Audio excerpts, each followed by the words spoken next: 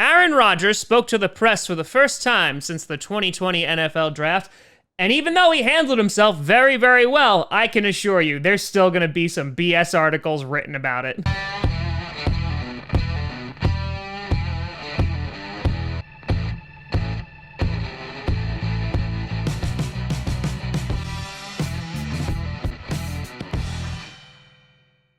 Grossi Posse Packer Nation! Welcome to an episode of Packast, the podcast where you don't have to be a Packers fan, but it sure does help. I'm your host, Tom. It's 80 degrees, and so I'm wearing shorts! Grossi. Video's gonna get demonetized for that. Today we're going to focus on Aaron Rodgers and the press conference that he gave. Matt LaFleur will be doing a press conference in about 30 minutes, which I'll try to do a video on as well, but this one kind of had my attention a little bit more. Before we break down the press conference, I want to do some quick shout-outs and thank yous to brand new patrons over at patreon.com/TomGrossiComedy. We got Jedi Code and Dr. Link up in their subscription. Much appreciated to you both. And then we got Dante01092 and Tyler Gottberg. Thank you to you all for the support. I really appreciate it. So this press conference was highly anticipated because they were like, oh man, what's Aaron Rodgers gonna say? I was in the chat and people were anxious to say the least. And I have to say that it was just a very, very honest press conference. And there was nothing that was crazy surprising that happened. So just to kind of give you a breakdown of some of the main points here, Aaron Rodgers felt that they have a good team to compete this year. He obviously wants to compete this year. He was surprised about the Jordan Love pick. This is the questions that are going to obviously get the most press coverage. He said, like many people, he was surprised.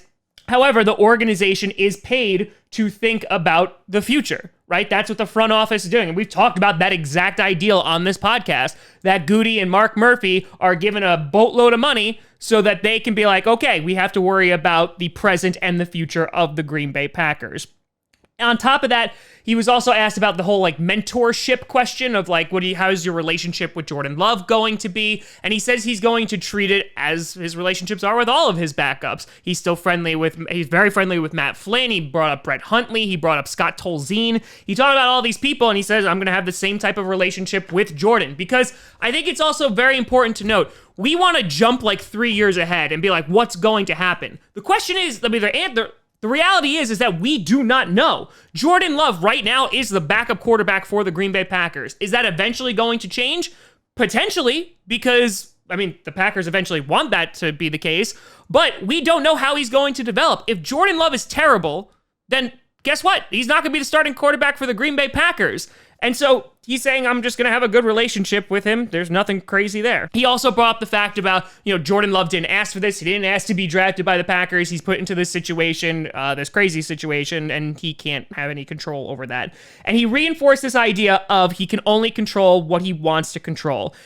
He was asked about, listen, you've said previously that you want to end your career in Green Bay. And if anything is going to be written about this, is that he was very honest about how he saw it. He goes, He was talking about the differences between the Brett Favre, Aaron Rodgers saga in 2005 to what's going on now with Rodgers and Love, saying that while there are some similarities, there's also some big differences too. So he said the way that Favre talked about the game, about toiling with retirement and, maybe not playing so much anymore, Rodgers has been very adamant in saying, I want to start and finish my career in Green Bay and I want to play into my 40s. So he looks at this as, well, I don't have complete control over that anymore. All he has control over is the way that he plays at a high level. And he also flat out said that there's going to be a point where a decision is going to have to be made, because it all depends on how Rodgers continues to play. He brought up how, when QB's legs start to go, then that's when their play starts to deteriorate. He said, I felt great last season. I feel great during this off season. I've been able to practice a little bit more. So those are all great things. And I think it's just a matter of, we're going to get to a point where, 2 years down the line, is Aaron Rodgers still playing at a high level? Does he want to continue to play?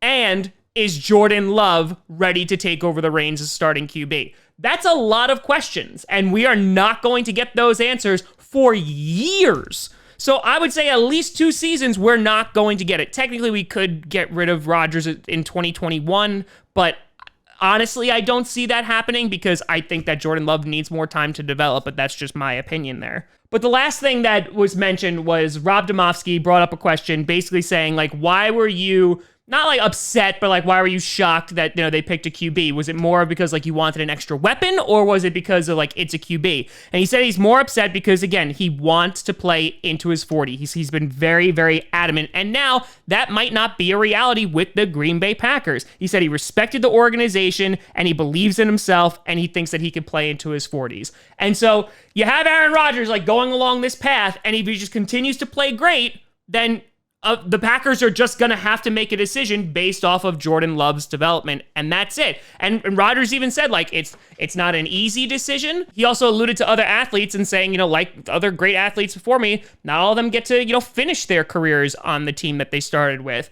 And that's a possibility. But again, we don't know. I promise you're going to see lots of articles saying, like, oh, Aaron Rodgers threatens or is saying that he's going to go play for another team. No. It's just that we don't know what's happening. He's saying that he does not have control over these decisions. All he has control over is how he can play for himself, play the best of his ability, and that is it.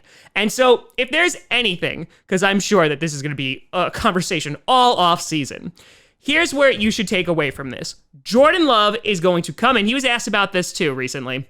Jordan Love is going to come in and play to the best of his ability. Aaron Rodgers is the starting quarterback of the Green Bay Packers and is going to play to the best of his ability. That's it. Now we just wait and see. That's it. That's all we literally can do. So Rodgers did a great job, reining in the media. So just careful out there, because there's going to be a lot of clickbait BS. But let me know what you think down in the comments below. You can check out the replay on the Packers YouTube page, and I think it's also on like the Packers website as well. But you can always find me at TomGrossiComedy.com or at TomGrossiComedy on all social media. See down below. Check out Packast on SoundCloud, iTunes, Google Play Music, Spotify, and of course YouTube. And a big shout and thank you to all the patrons over at Patreon.com/TomGrossiComedy. But thank you so much for watching, folks. I'll probably do a video on the Matt LaFleur one too if there's anything that's crazy about it. So stay tuned. Thanks so much for watching. I'm Tom Grossi, and as always, go Pack Go.